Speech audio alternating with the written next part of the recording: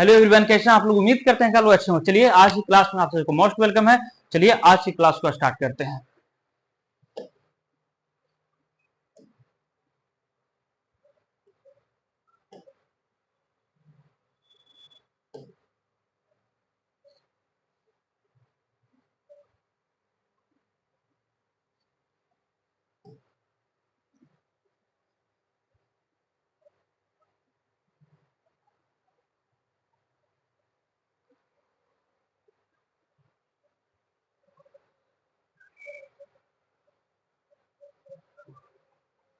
चलिए तो हम लोग को जानना था अभिप्रेरणा से संबंधित विभिन्न मत।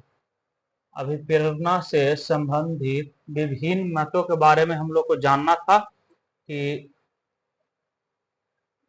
इसके कौन कौन से मत है और इसके बारे में क्या चीज, तो इसके बारे में हम लोग को वर्णन करना था। उसके बाद अभिप्रेरणा के विभिन्न सिद्धांतों को समझाइए, इस तरह से भी क्वेश्चन आपका पूछा जा सकता है। तो चलिए स्टार्ट करते हैं। सबसे पहले अभिप्रेरणा से संबंधित विभिन्न मत है उसके बारे में जानते हैं। यानी अभिप्रेरणा है, इसके विषय में अनेक मत तथा धारणाएं समाज में क्या है तो प्रचलित है। उसमें से जो कुछ है आपको निम्न प्रकार से दिया गया है, तो कुछ को निम्न प्रकार से हम वर्णन कर देते हैं।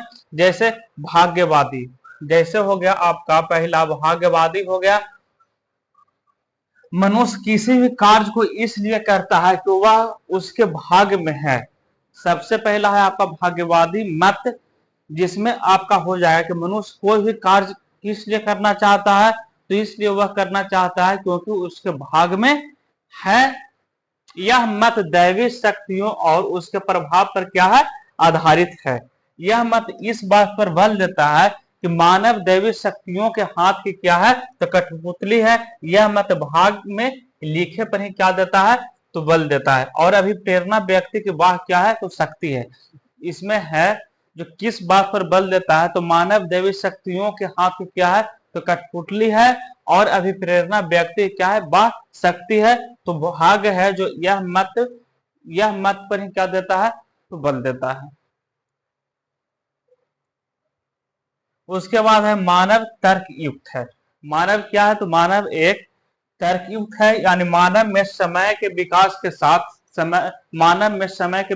साथ साथ यह विचार विकसित हुआ कि मनुष्य अपने भाग का स्वयं क्या है तो स्वयं है जो निर्माता है। वह किसी भी कार्य को औचित्य को तर्क द्वारा ही निर्धारित कर सकता है। यह मत का आधार मानव मस्तिष्क है।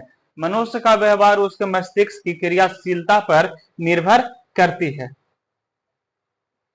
उसके बाद है मानव क्या है तो मानव एक यंत्र है, क्या है एक मशीन है। ह्यूमन क्या है तो ह्यूमन इज ए डिवाइस, यानी ह्यूमन एक डिवाइस है। वैज्ञानिकों ने मनुष्य को एक क्या माना है तो एक डिवाइस माना है। इस डिवाइस का संचालक उद्दीपनों द्वारा होता है। व्यवहारवादियों के अनुसार मनुष्य वातावरण के विभिन्न उद्दीपन से क्या होता है तो क्रियाशील होता है। उसके बाद है मानव पशु, यानी मानव क्या है तो मानव एक एनिमल है। इस मत का प्रतिपादन डार्विन ने किया था। उसके अनुसार पशुओं और मनुष्यों की क्रियाओं में क्या है तो कोई भी भेद नहीं है। डार्विन के अनुसार मानव का विकास पशुओं से ही हुआ है।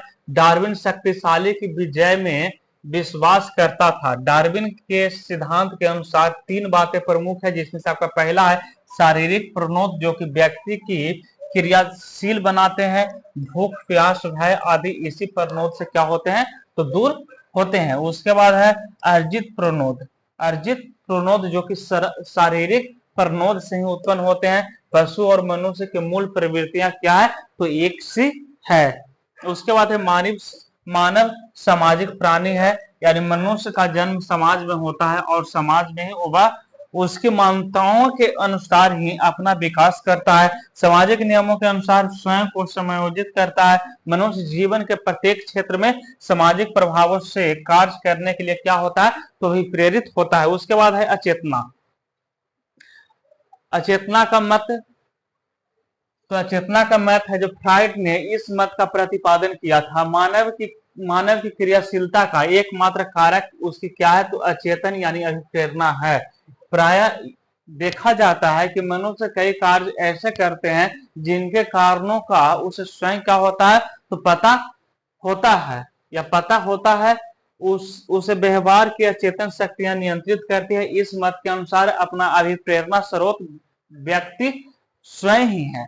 उसके बाद है अभिप्रेरणा का सिद्धांत यानी थ्योरीज ऑफ मोटिवेशन। तो अभिप्रेरणा के विभिन्न सिद्धांत है, जैसे हो गया उद्दीपक अनुक्रिया का सिद्धांत हो जाएगा। यह मत व्यवहारवादियों द्वारा प्रतिपादित किया गया है तथा अधिगम के सिद्धांत का एक ही रूप है। इस सिद्धांत के अनुसार मानव का समस्त व्यवहार शारीरिक द्वारा उद्दीपन के परिणाम स्वरूप होने वाली क्या है, तो होने वाली अनुक्रिया है। इस मत के अनुसार चेतन अचेतन में किसी प्रकार की भी प्रेरणा की गुंजाइश नहीं है। इसमें मानसिकता यानी मेंटेलिटी के अस्तित्व का प्रश्न नहीं है। यह व्यवहार ही स्वयं में क्या है, तो विशिष्ट अनुक्रिया है। इस प्रकार की यह पूर्ण रूप से शुद्ध अनुवर्त है।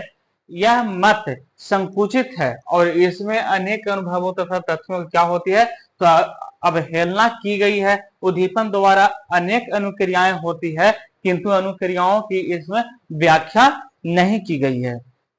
उसके बाद है शारीरिक सिद्धांत यानी साइकोलॉजिकल।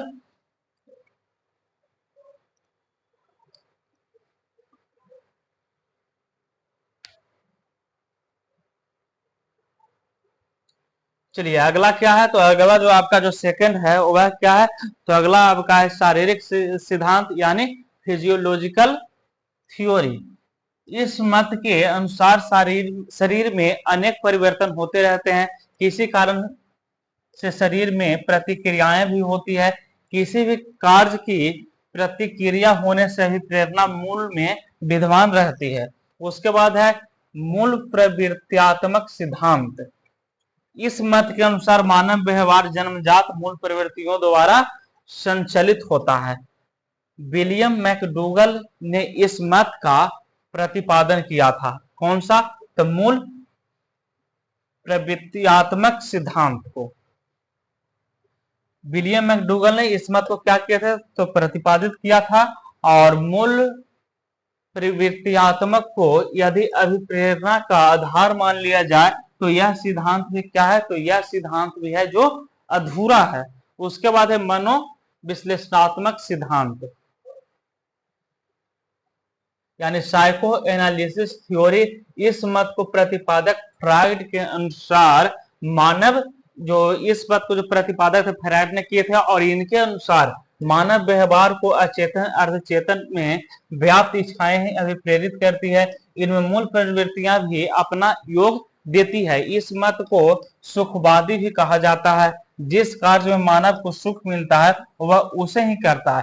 फ्राइड का यह मत यौन इच्छा पर क्या है, तो आधारित है। ऐसे अनेक कार्य है जो इस मत की पुष्टि के लिए क्या है, तो पर्याप्त है। इस मत के विरोध में एक प्रश्न है, यह है कि जो कार्य नैतिक आचरण से प्रेरित किया जाता है वह सुख नहीं देता है, अतः ऐसे कार्यों की कमी नहीं है जिनसे मनुष्य सुख नहीं पाता और उसे वे करने पड़ते हैं।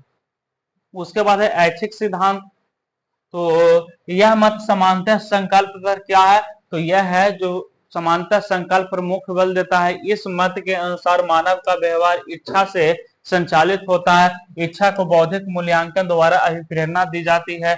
इस प्रकार संकल्पन शक्ति का विकास होती है। यहाँ पर यह मान लेना आवश्यक है कि संवेग तथा प्रतिवर्त इच्छा से क्या है, तो वह प्रेरित नहीं होते हैं। उसके बाद लेविन का मत सिद्धांत। तो इसमें ये क्या बोले थे, तो ये सिद्धांत का जो प्रतिपादन कौन किया था, तो ये सिद्धांत का प्रतिपादन कूट लेविन ने किया था। इन्होंने अधिगम के विकास में प्रेरणा का महत्व सर्वाधिक माना है। यह मत अभिप्रेरणा के साक्ष्य की पृष्ठभूमि पर आधारित है। यह अधिगम सहयोगी गतिशील प्रतिक्रिया स्मृति व्याख्या भाग्नाशा और आकांक्षाओं के स्तर तथा निर्णय पर क्या है, तो आधारित है। तो ये आपका था, वह था अभिप्रेरणा का सिद्धांत। तो बस आज के लिए इतना ही।